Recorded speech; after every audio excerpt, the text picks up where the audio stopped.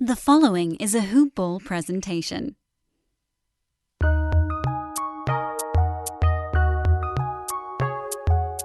Welcome to the Fantasy NBA Today podcast.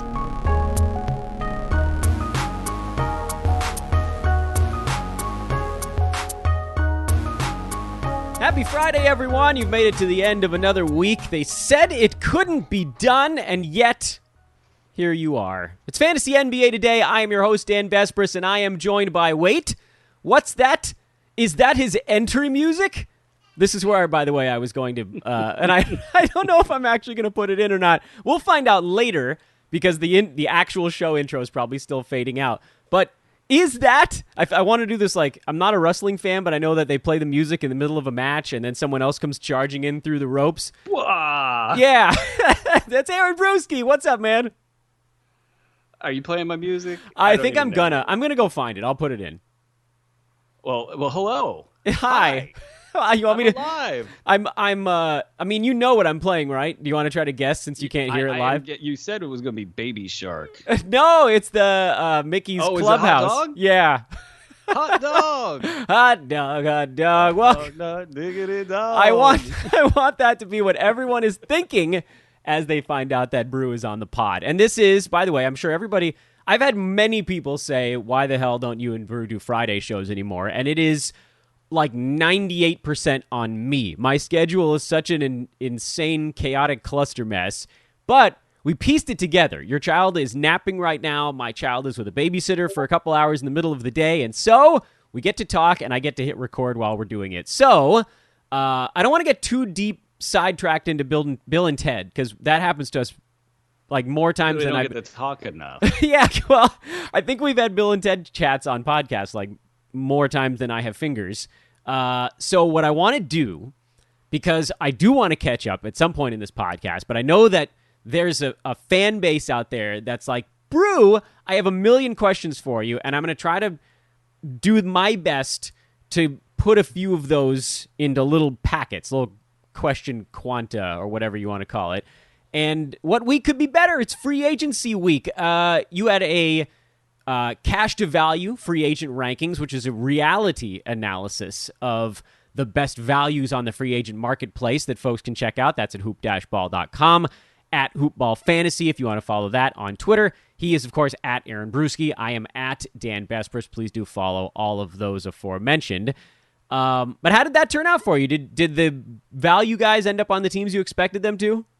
You know, it was, I thought by and large the NBA did better this year than maybe as well as I've seen in like the last 5 to 10 years. There's been a couple years where, I don't know, like the Mozgov year comes to mind where, Ryan Anderson got like 80 mil or whatever. Like, you're just looking at these deals and you're like, what are you guys watching? You know, like, how could you possibly? That didn't happen this year. That was crazy, by the way. And you set something off in my brain when you mentioned the Mozgov year.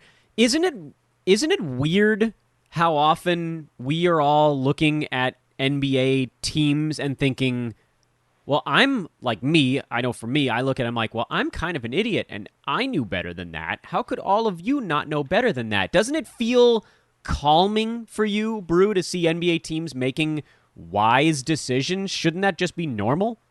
I think that something about the bottom rungs of talent at the NBA level that, you know, the Eric Spoelstras of the front office world that get up into the top of the ranks eventually, and they're actually good at what they do. That might have a little bit to do with it. You've seen a lot of young general managers out there like Monty McNair in Sacramento.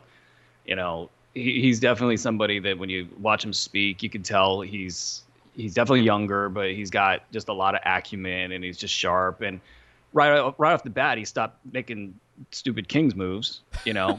And so, I mean, these guys are getting more jobs is the point I'm trying to make there. We joke about it. Some of my front office contacts around the league that there are like 15 teams that are just dumb, like just flat out dumb. And a lot of that's nepotism. Or not nepotism, but what's the other word for just giving cronyism? Cronyism. That's there's some nepotism with the Colangelos, of the world, but I digress. Well, you were on 1 hour of sleep, so we'll forgive you that. Yeah. And the Colangelos, I'm pretty sure they're planning the Olympics and the NBC programming lineup, and that's why we can't find any games. But again, I digress. I just think that Oh man, I'm so mad there's a about lot that. of business that goes on in the NBA. So you have agents that basically say, if you don't take this guy, I'm not going to give you this other guy for your other team. Like in the world of, negotiations. So like that happens. You have kind of guys that want to play with their buddies. So sometimes that stuff happens, and you only have 30 teams and say 5, 6, 7 slots on a roster that are, coveted. And so when one thing goes wrong, and keep in mind also that a lot of guys, whatever percentage are already under contract. So you got this like sliver of available free agents, and it's like musical chairs, and eventually Dennis Schroeder has nowhere to go. I was wondering what the punchline of that was going to be. That's good. That was good. Well played. I was caught unawares. Sounds like maybe the Celtics. I think so. I was thinking that right. And, I think he's so beat up right now in terms of value that like now he's undervalued. Yeah, he is better than what folks saw at the end of the year, at the very least. So who had?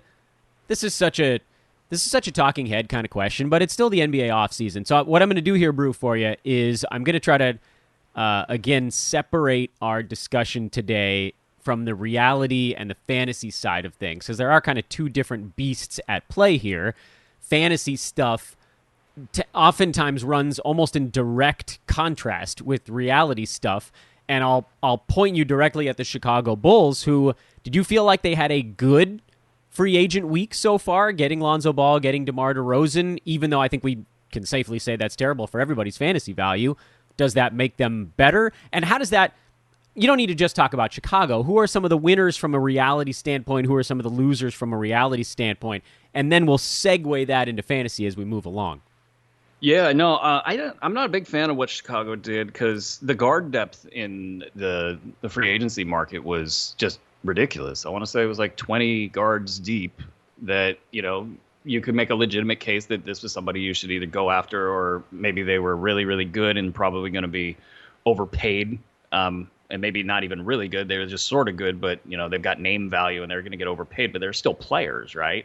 So you have 20 some odd players and they're going to go pay Alex Caruso, I think it was 4 for 38. Like you could have gotten, Raul Neto for nothing, and to me, I don't see that much of a fall off. So this is where the fantasy aspect really, I think, we do joke with the same front office people, is a lot of them play fantasy as well. It's like you put fantasy guys in charge of teams and they'll probably start doing better, because you understand things like the diminishing, return on, how much better is Alex Caruso than Raul Neto? Yeah, it kind of depends on what you want to do with them, I guess. Yeah. I mean, so I don't have an answer for that. Like, if you told me that Neto was better than Caruso, I would say, maybe, and vice versa. So I don't like that payment. The DeRozan thing, it's really going to be tough, because if you don't shoot in this league and you rely on athleticism, things can get like Russell Westbrook-y really quick.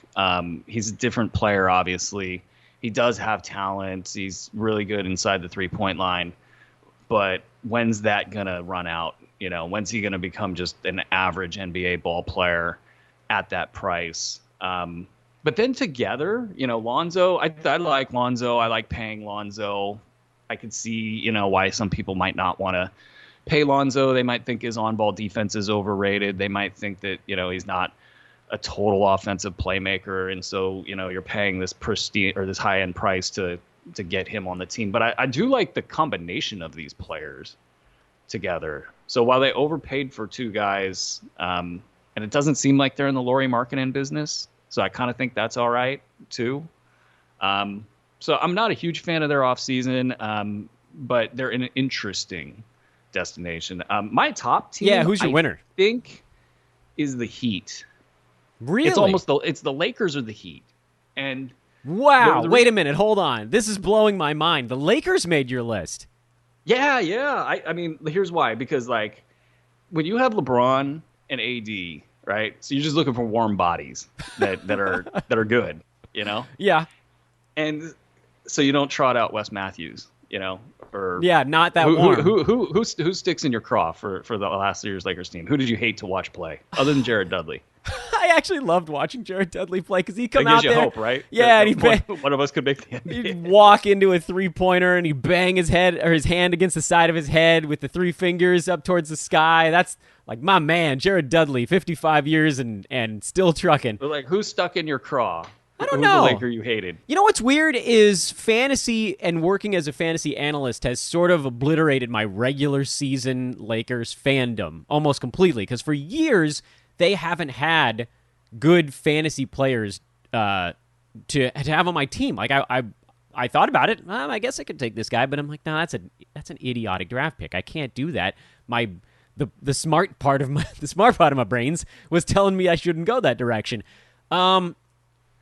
Guy that I couldn't stand watching on the Lakers. KCP. I saw a lot of KCP hate out there. Yeah, that was unfounded. He was actually pretty good last. He was pretty couple, good. Yeah, he was especially during the title year in the bubble. I was gonna say he was their 3rd best player in the bubble, and it wasn't made huge shots that mattered.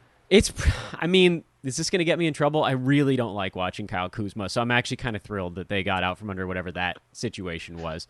The Kyle Kuzma Buddy Hield trade talk. Oh, I was thrillilled about that. I was excited. Oh yeah, you talk about like the perfect player to play next to LeBron and AD. Like quick trigger, great 3-point shooter, easy threes all night long. Pretty happy that they're not in the Kyle Kuzma business anymore. So let's look at what they got here. Like live wire players that can be like have a shot at being above average, right? So Nunn, I don't think he's got a great shot at being above average, but he can be playing off of those two players. He can be somebody that can slash through, take an open shot, be an offensive threat. There's issues with his game. The one that I really like is Malik Monk. He really turned it around last year and became really hard to cover. And that stuff is hard to find. When you find players that can generate shots, that is special, and it's when you're next to those two players, you're going to get lots of opportunities. I think he's going to jump off the page this year. THT, I can't believe he's only 20 years old. He looks isn't that crazy? Like he's 30. He plays like he's 40. Well, he's like 6 feet tall, and his arms actually, I think he can touch the floor from like when he's standing. What's crazy about it is like he can't be blocked. No, he can't be blocked. A lot of shots. So like if he develops, you're oddly optimistic about the Lakers. This is kind of unusual for you. I'm excited by this. Yeah, I mean, Trevor Ariza, like the only place he sucked was in Sacramento because Luke Walton and him were buddies, and he thought he was Michael Jordan. He's like, I don't need to play any defense, and I'm going to take whatever shot I want. And then he left, and then he was good again, like 2 weeks later. Let me frame my Lakers question for you a slightly different way. How did you feel about the Lakers situation when it was just the Westbrook trade versus at the end of this week? The Westbrook trade is funny. It barely hits my brain because I'm like excited about the other pickups. I can't laugh harder at this situation. Like Westbrook next to those two players is just a disaster in the making. But I think we saw him settle down in the second half of last season and reel in certain things, and they played better. He stopped taking 3-pointers. He stopped shooting threes. Yeah, and I think he had the worst possible coaching situation because Scott Brooks was the guy that let him get away with all the stuff that lost those games for OKC in the playoffs. And those two were just like tied at the hip. And he's like, I'm going to go to war with this guy. So, hey, Russ, if you want to go down there and jack that shut up, I don't care. Yeah, that wasn't great. We were betting against Westbrook for the whole first half of the season. Just like, okay, he's playing. All right, bet against him. He's not playing. Okay, bet on the Wizards. And we were winning. And then it changed. There was about 2 weeks where that didn't work anymore. And it was like, crap. Yeah, nuts. We can't just blind My fade go-to Westbrook. move is gone. Yeah, he did. He played a lot better in the second half. His field goal percent was I'm up. optimistic he can keep. And here's the thing: this is the Rondo effect. Is like Rondo. The only place he could be even remotely good was in LA, where if he got out of his lane, LeBron and AD would snap back at him, and even then he was still a pain in the ass. But Russ is not going to be pulling that stuff with LeBron, primarily. And so I think it's a compelling athleticism combo to have those three guys, but you just got to surround them with shooters. And And is that what changed your opinion of how things were going? Because Kendrick Nunn, Malik Monk, like the Lakers did do a pretty damn good job after the Westbrook trade. Well, but let me pivot. Well, no, sorry, go ahead. Talk to me about those other guys. Between Monk, Ariza, Ellington, Oh, I THT, love the Ellington. The Ellington signing. Yeah, you had to. Those things were gimmies for the Lakers. Yeah. Like, you just need guys that can stand out there and jack up threes. And so I think they have enough shooting, and I would think that they could even add another shooter at some point in time. During the trade deadline. We can't move on to the Heat until I ask you, what about the banana boat situation? Does Melo play this year? I think he plays. It's weird, man. Like, he got his body in shape, and like he's not. It's like he's quicker this year or this last year, and maybe even a little bit the year before that he was for like the 2 seasons prior to that, because he wanted to be heavy in those seasons, and so he probably, the writing was on the wall. Nobody wanted to pick him up, and he's like, I gotta not, drink so much wine or whatever. And he came in thin, so it makes him able to get that shot off still, the mid-range or a three-pointer, and he's got just enough burst. You got to respect him a little bit on the drive. He can get in there and rebound a little bit. So yeah, I think he plays. And I mean, look at guys that were playing, like Markieff Morris, was getting minutes at times for those guys. Yeah, yeah, he was actually decent in the bubble too. What about the Heat? What about the Heat? The Heat. The reason why I like.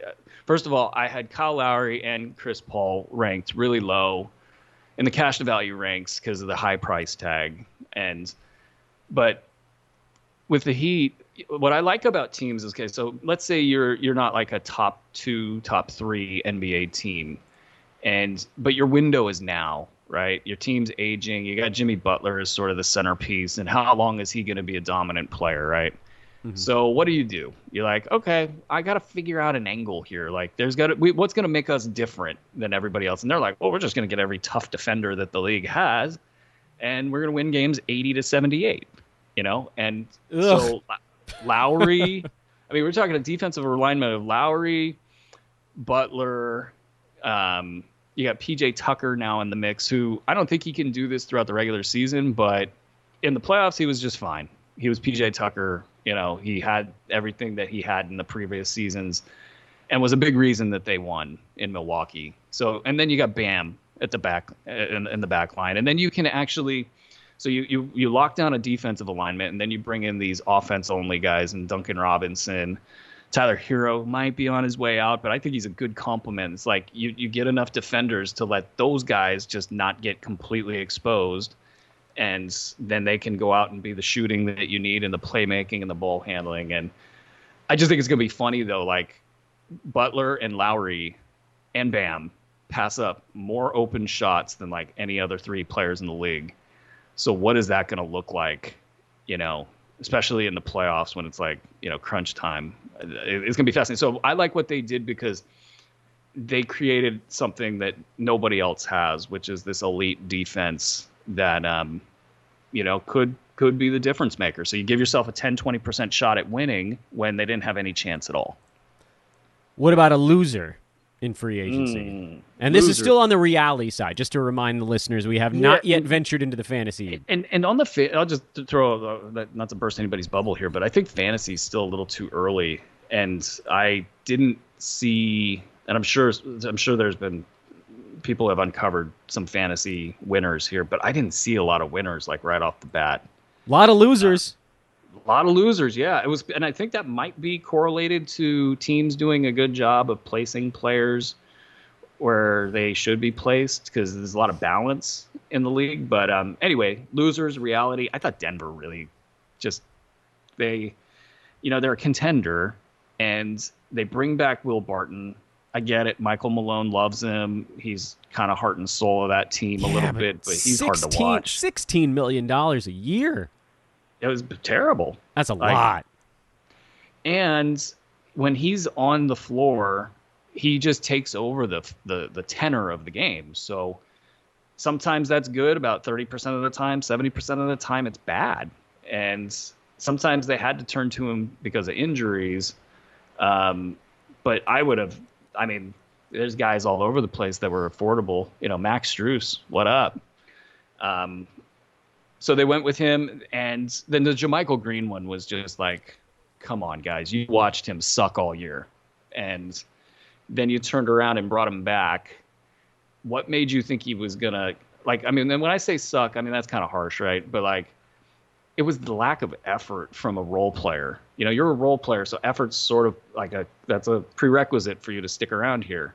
And I can't tell you how many games I watched, and this is really telling of a guy that doesn't play that much on a backup on a team that, isn't on TNT every night.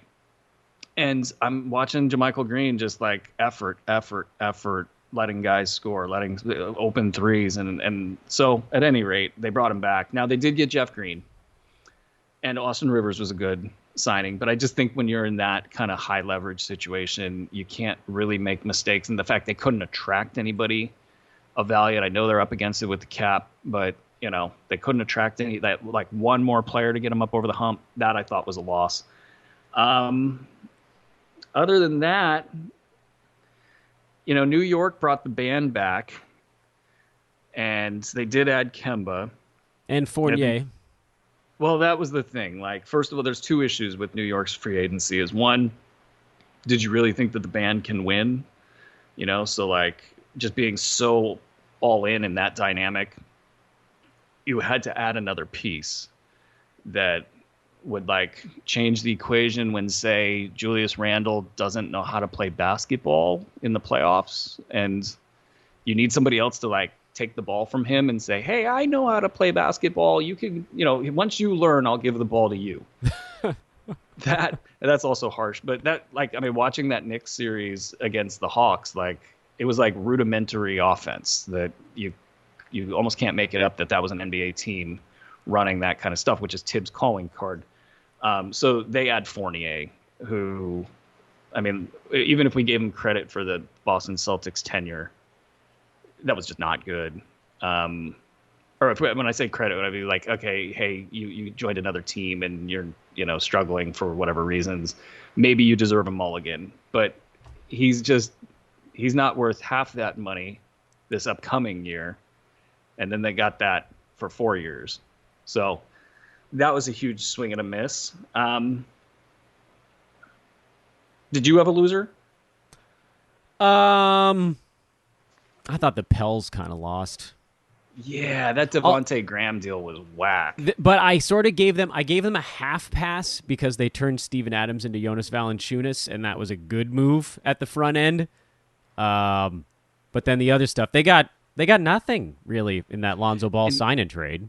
I couldn't keep up with it's hard to keep up with 30. If you're not a cap guy and you're keeping up with 30 teams cap machinations, it's just like, sometimes you just let hell with that stuff go. And so but I was seeing people from New Orleans that are respected talking about, the second and the third level of the transaction they either did or didn't make, and how it was just like, yeah, you guys screwed yourselves there. And so you had that stuff going on. Now, David Griffin is somebody that started off so good, and now he's just mired in this, like, Zion's going to leave or not, and how's ownership, and it just hasn't looked good there for a while. So, yeah, I'm with you on that. But again, I saw more, positive than negative. I guess Milwaukee didn't really, though they just added,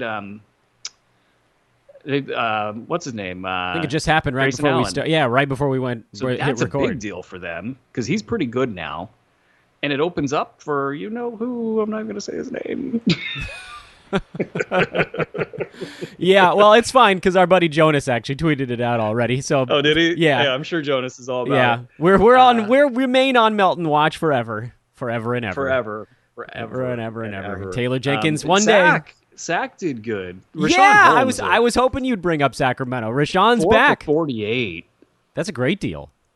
That's crazy. Yeah, I had a guy who was real deep in there. He's like trying to sell me that they purposely didn't promote him and didn't give him a lot of respect, minutes, made him fight it out with Hassan Whiteside and Frank Kaminsky, all that King stuff that they normally do. That's a fart sound effect right there. I don't know, but guys, I feel like he appreciated and I guess we don't really know. We're guessing a little bit here, but it sure seemed like Rashawn appreciated that Sacramento was, even if it was kind of by accident, because he wasn't going to get a ton of playing time. It wasn't this most recent season. It was last year until Bagley went down, and they were sort of forced. They're like, all right, well, I guess we'll play this Rashawn Holmes guy we picked up on a cheap contract, and then he was amazing, and then he kept the minutes the following year. But I think from his standpoint, it was like, well, at least they did finally play me. These other places wouldn't, no matter how many guys went down in front of me. Sacramento was, even again, if it was kind of by accident, they did finally give him the shot. They're bringing him back, and this is a perfect pivot point to start talking about fantasy a little bit. His competition in the middle there still exists. Tristan Thompson, Alex Len, just seems like just enough bodies to screw with things, but he's so much better than those guys. Can we trust that the Kings won't Kangs this up? Because we know what Rashawn can do when he's a starter playing starters minutes. The good news is that Luke Walton's a lame duck coach. Yay! He would have to make the playoffs, and they have to look, and not like the 9-10. I think if he made the 10 seed and they lost, I don't think he returns. If they make the 9 seed, the thing is this was all about not having to pay another coach at the same time, and so this was like a financial thing, but so he's definitely gonna listen to management on playing time decisions, and you just signed Rashawn for the relatively big number. So I think he's safe, and that's freaking awesome because he's great. He's going to be a top whatever guy. And there's no way he'll be drafted where he's going to be because his name is Rashawn Holmes and he plays in Sacramento. We could hype him from now until opening day, and he'll still be underdrafted. That's the magic of guys that sort of fit the. And listen, I know, I'm not going to try to take any credit away. You were the Rashawn Holmes guy on these pods for years, even before he broke out. But his fantasy game does kind of fit the Dan Besbris old man squad mold, which is good at both percentages, plays sort of in a quiet spot, doesn't score a ton, does enough, but it steals, its blocks, its percentages, its low turnovers, its rebounds. It's all the things that don't draw attention, so no matter how good a guy gets at that stuff, they somehow don't get enough buzz going into draft season. And it's a glorious thing. Overvalued at their 31-year-old year. Yeah. That's and then that's right. You're it's the just, time. Then you get off the train and you're like, thanks for the memories. Yeah, thanks for the 6 years of value you gave me. That was cool. But what about other? So I know we mentioned it a few minutes ago. By the way, talking to Aaron Bruski, just in case. Now it's not like somebody can tune in halfway, but just in case anybody forgot, this is a podcast, not a radio show. At Aaron Bruski on Twitter. The winners and losers on the fantasy side. I mean, Rashawn is a winner because he got his money, because he's sort of locked into his spot. It did, like you said earlier, feel like there were more losers than winners because it felt like high-usage guys came together in this free agency period, like Russ to the Lakers, DeMar to the Bulls, Fournier, Kemba being added to the New York Knicks at the same time. Were there any spots? So I feel like the losers are sort of easy to spot. Let me ask you two questions. Or you know what? I'll go one at a time, because why the hell do I need to do two questions? You're stuck with me here. Question number one. Of all of those teams where it feels like there are a lot of fantasy losers, does anyone dodge that bullet? I think my guy in there is one we already talked about, and that's Lonzo Ball. I think he sort of dodges the bullet because he goes from a situation where he was playing with a couple of high-usage guys to another situation where he's with a couple of high-usage guys. But it feels like the rest of them, you're in a, well, they're only 90-some-odd shots a game kind of scenario. Does anyone, including Lonzo or anyone else, somehow not take a hit in these teams where guys are coming together? Everything's so subtle. Like, you pick Lonzo, that's a great example. Like, his game just sort of fits in. It's not a high-volume game, and he's going to get you assists and steals, and, you know, he even improved his foul shooting. So it's like, you know, there's not a lot of impact there. Even like LA, like, all those guys that are joining up are not your fantasy targets, maybe one or two tops. But they're not going to take any usage away from LeBron and AD. So, like, they're kind of, there's not a lot going on there. You know, I look at like places like Phoenix. Well, actually, before I go to Phoenix, along those same lines, the Heat. Like Kyle Lowry doesn't take a lot of shots. He'll get plenty of shots. I wouldn't be surprised if his value was pretty similar. Yeah. Bam Adebayo, he is afraid to shoot. So like this doesn't change his value. He was great last year. And the interesting thing there is the collection of defenders will improve their defensive numbers as a group. So like they theoretically, you're adding like these big names, to each other, and they should have a decrease in value, but not really. Phoenix, Devin Booker, what's going to happen with him? Chris Paul sitting there, he doesn't know how to not be Chris Paul. So that's kind of a loss for Devin Booker. Yeah. Because theoretically, I mean, Phoenix, I didn't like that signing because you just watch Chris Paul not be able to make plays when it mattered most. And it wasn't anything to do with anything difficult. It was just like he doesn't want to take a left-handed layup. So he just beat the guy left. And he's like, nah, I'm not going to go there because I don't think I can make that left-handed layup, And so I'll just, pass back out and we'll reset and then we'll shoot up a brick at the, end of the shot clock kind of a thing. So you had just invested in that guy. What is he going to get better all of a sudden, at 30, whatever years old, 37, I think, this upcoming year. And it's a big deal. So, and even the tenor of the team, like you watch Devin Booker play and you're like, that's freaking the next Kobe Bryant, like he's that mentality. And then you go to Chris Paul and you're like, this guy keeps trying to get calls. Like it has nothing to do with beating the other guy. I just want to get a call right now to satisfy some need to outthink the game, And so I didn't like that move. And as far as fantasy goes, that obviously was a loser moment for not Chris Paul, because he'll be pretty good again probably, but Devin Booker. Yeah, although I will say on the Phoenix front, this is a situation where I'm a little bit afraid of them because the offseason is a tiny bit truncated again, about a month shorter than usual instead of the 2 months shorter than usual last time around. Chris Paul's not getting any younger. He just had surgery on his wrist, if I'm not mistaken.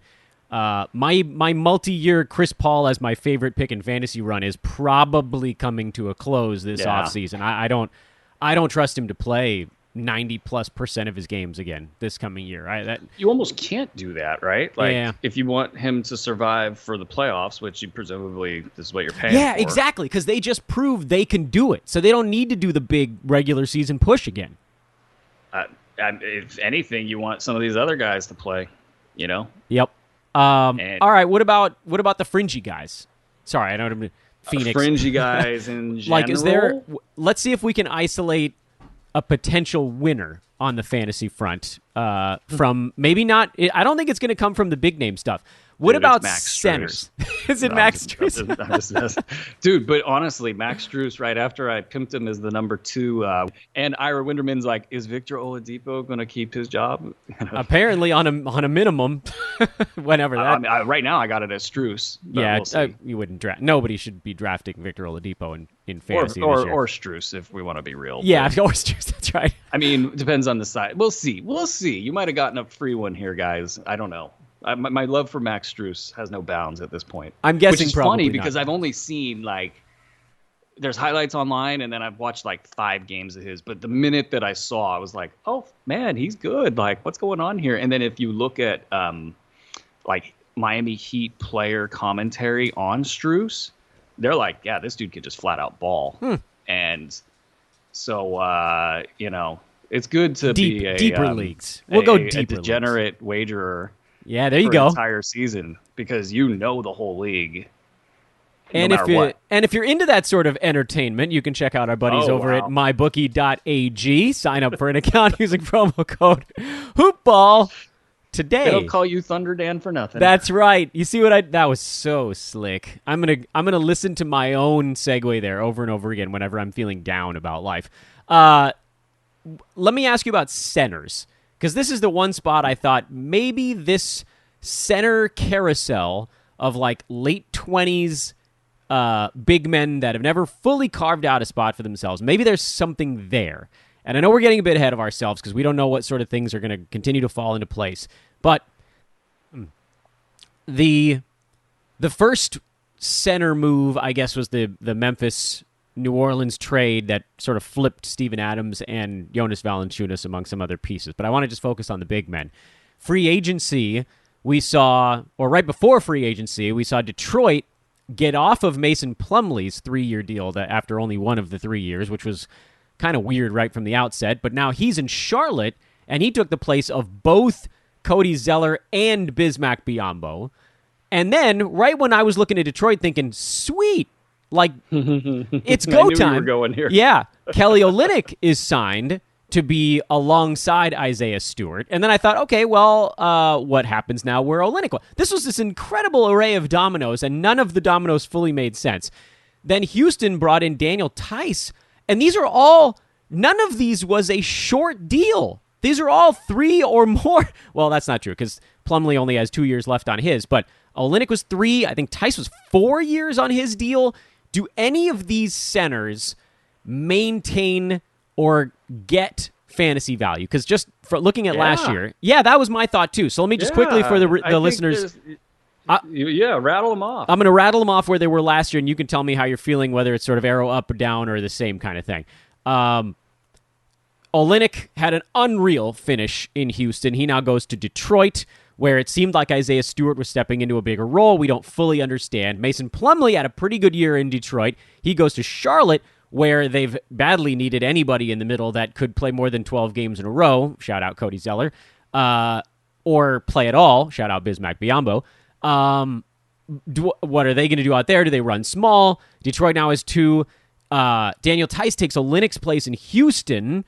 He was playing alongside Christian Wood. So there's all this stuff. So who among that group is it worth keeping an eye on? All of them? Some of them? None of them? Where are your thoughts on where something might squeeze out from that weird pocket of like late 20s centers that all just change teams in this very funny game of musical chairs? Yeah, I don't have a lot of, like, the Plumlee thing. I just don't know that I don't think I can tell folks to get excited about Plumlee. Because he's going to play like 20 minutes, right? And then there's the deficiencies in his game, and he'll probably be worthy of a roster spot for somebody in your league. But the Detroit one that's got to be hurting you, because I know you like Isaiah. Well, who doesn't? Legitimately, he's worthy of the hype. And so here's the thing that really throws me off, and Kings fans will laugh if they're listening, is Corey Joseph is going to ruin that team. They waived him. They waived him, and I bet you were thinking, great. And then they re-signed him. Because they think he's going to bring a veteran presence. And, it sucks that Corey Joseph, by all measures of people that are around the Kings, think that he's a great guy, right? So, like, it sucks that they made him, like, their all-star and wrap their team around him and let him dribble to the baseline for 11 seconds only to turn the ball over constantly. But in terms of, like, okay, so what made Kelly Olynyk great is, like, he was the facilitator for everything. He was peak Kelly Olynyk, in Houston. And he was doing that actually in Miami before, so it wasn't like a surprise or like a bad team thing. This is just peak. He's been a hoopball Sixer in the past, so his value's been, well known around here forever. And we did have him ranked better than the other sites. So like everybody had Kelly Olynyk, so we're probably really excited about his value, but he's going to share time with Isaiah, and that's going to hurt both of them. And, Dwayne Casey's probably not going to do them any favors, but the idea that they're, going to run things through Corey Joseph in another lost season is scary, for their offense. And so I don't know. We'll see how excited I get. And then Tice has been a top 100 guy forever.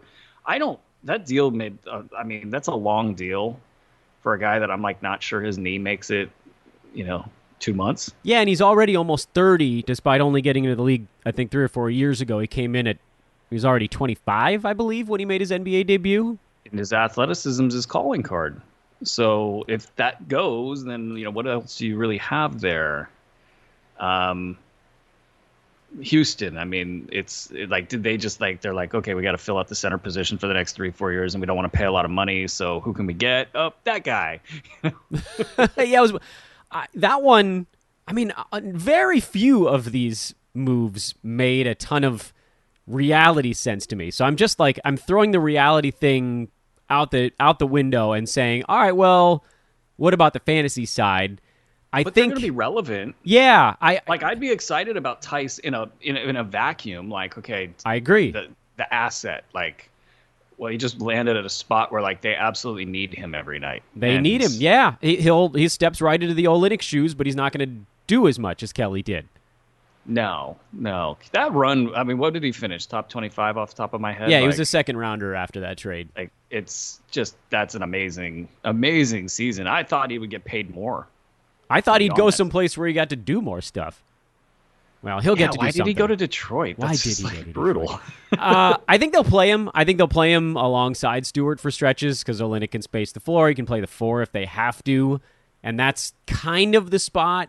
Jeremy Grant's the small ball 4 on that team, but there isn't a clear other one unless you want to say Sadiq Bey, but he doesn't seem like a 4 to me, or Sekou Doumbouya. He had some good moments, but not at a Sekou's not going to do anything. Yeah, they're more a 3 than a 4 anyway. So I like the rotation, actually. You know, Trey Lyles gives them a little bit of a different look. You do play Grant at the 4, but you can mix and match Isaiah and Kelly Olynyk. Yeah. They do have, like, Isaiah can slide his feet. And they both have good per 36 stuff, too. That's what makes them fantasy interesting. They don't need 30 minutes to get there. Stewart was, I think we got Stewart halfway through last year. Yeah. And he's top 75 in 25 minutes a game, I think. That good. I think. That's good. All right, so this is your wink, wink, nod, nod, everyone. Keep an eye on the damn centers. We'll see how this whole thing shakes out. This is why you listen in the month of, what are we in? Who knows? Dude, August. I don't know. I legitimately don't know. August. It is, I think you're right. So next year, we all get vacations. Yeah, what the hell's that? Because, honestly, we have not stopped since, 2019? I don't even know. Well, we had the shutdown, and then everybody was just like on pins and needles for 3.5 months trying to figure out how to keep things ready. And then we had no time between the playoffs and the next season, and now we've had almost no time.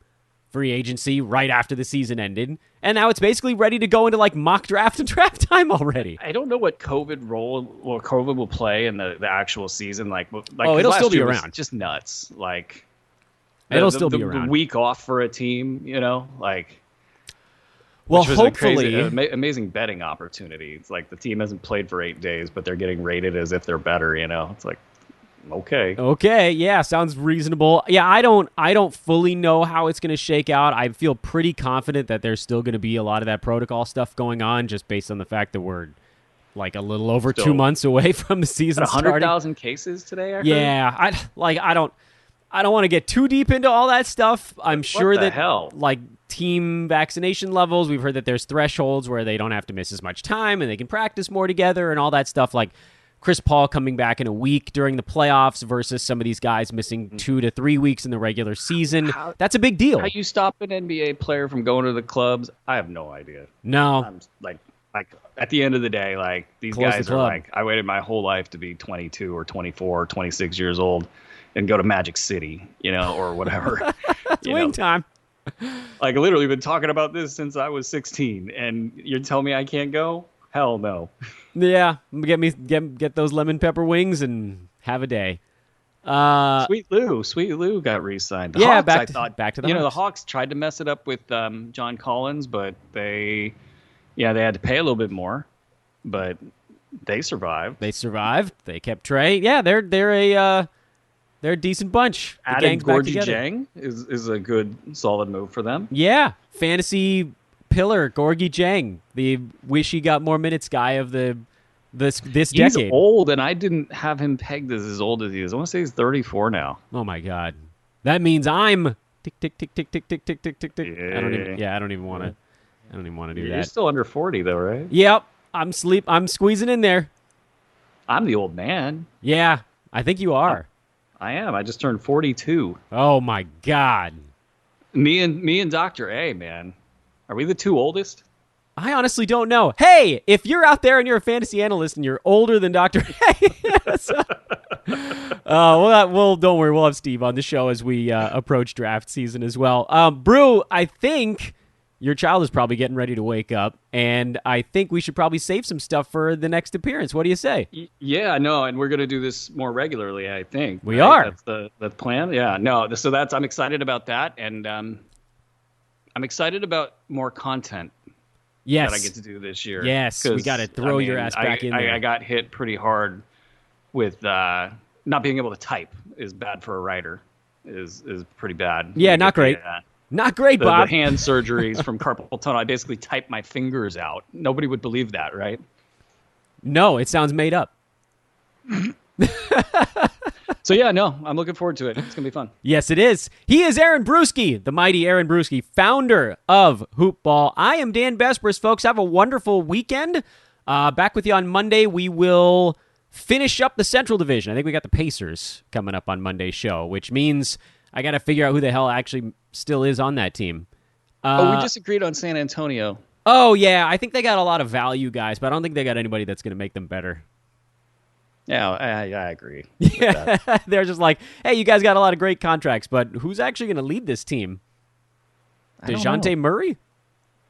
Yeah, I like him, but he's not a star. Oh, well, one other thing did you like the Shai Gilgeous-Alexander contract? Oh, yeah, I'm good with that. I mean, they can't let him go. Blowing up your outro here with just a random ass question. No, that's like, fine. Hey, what did you think of that one deal? Honestly, I didn't even think about it. I was like, all right, well, that's a guy that they needed to make sure they retained. Even if they're going to move him in a future deal, you got to keep him in place because he's their best player. You can't just let your best player go away. I was just a little shocked that he got that money after last season, how it all went down. You know what that tells me? He wasn't hurt. That's what yeah, somebody tried to sell that. I forget who the reporter was. It was like, he was really hurt. It's like, nope.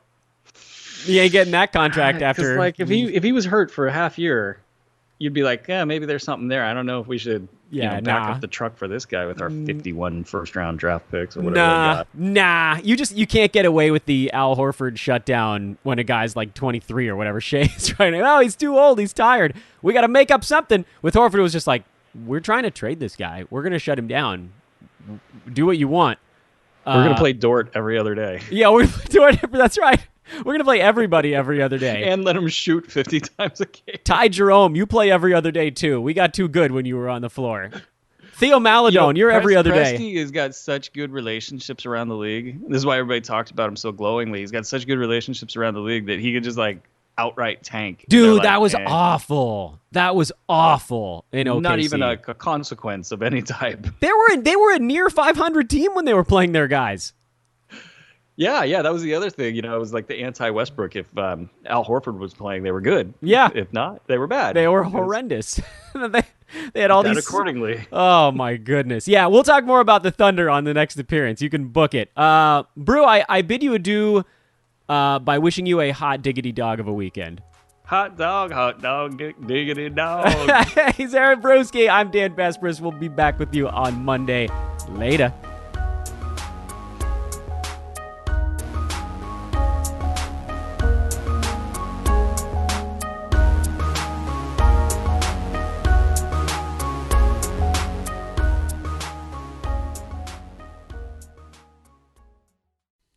This has been a Hoop Ball presentation.